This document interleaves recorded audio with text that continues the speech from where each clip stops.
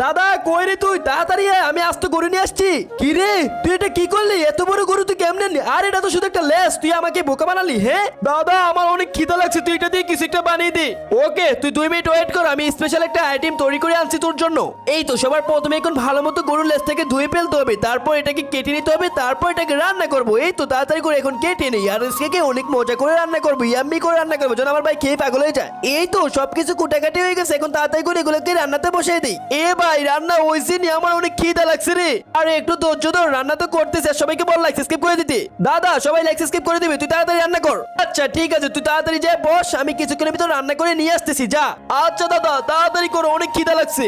এই তো রান্না হয়ে গেছে, এখন তাড়াতাড়ি এগুলোকে উঠিয়ে নি, তারপর ছোট ভাইকে নিয়ে খাবো। তার আগে তুমিও যদি চাও তোমার মা তোমার সাথে সারা জীবন থাকুক, তাহলে ভিডিওতে লাইক করে চ্যানেলটি সাবস্ক্রাইব করে দিবে। তারাই শুধু লাইক সাবস্ক্রাইব করবে যারা মাকে মন থেকে ভালোবাসে। এই ছোট দেখ তোর জন্য খাবার নিয়ে আসছি। আরে ভাইয়া তোমাকে অনেক ধন্যবাদ।